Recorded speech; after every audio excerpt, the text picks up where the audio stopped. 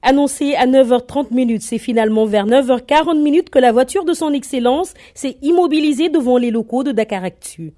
L'ambassadeur de la France au Sénégal a été accueilli par Yves Diao, directeur commercial, et Samba Ardoba, rédacteur en chef, avant d'être présenté au directeur de publication, Serigne Diagne.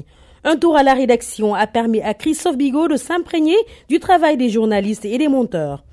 On a l'après-midi, le sujet qui est d'actualité avec le mouvement Yanamar qui va à la place de l'Obélisque pour une manifestation pacifique.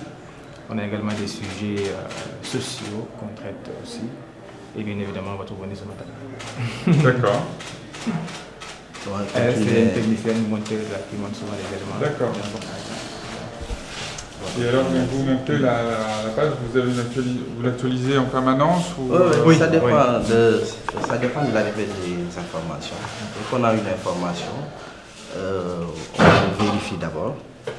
Donc, on vérifie une vérification d'information. D'habitude, ça peut prendre 1 heure de temps, parfois 30 minutes. Ça dépend de l'importance de l'information.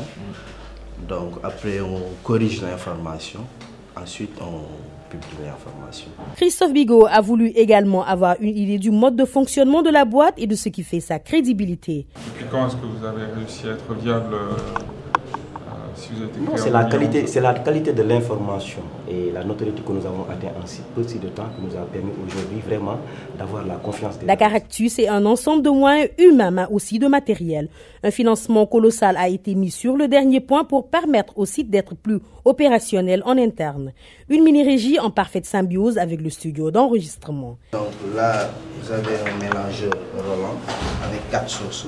Ah, expliquez-moi, un mélange un mélangeur vidéo, c'est-à-dire que là on a 4 sources. D'accord. Donc on a au niveau du studio on a 4 caméras. Donc dès qu'on allume les 4 caméras, vous avez les 4 sources.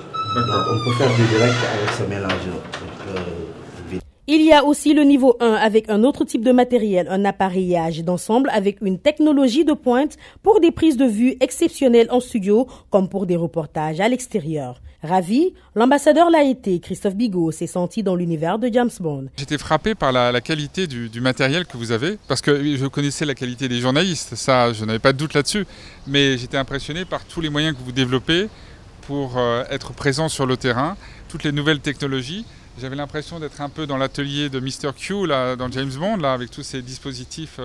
Ça va du drone au matériel G-Pro. Donc ça, c'est assez étonnant. Et puis j'ai vu aussi que vous avez des tas de projets. Vous avez encore la capacité d'avoir un étage supplémentaire. Donc ça va vous permettre d'accueillir, j'imagine, de nouveaux journalistes.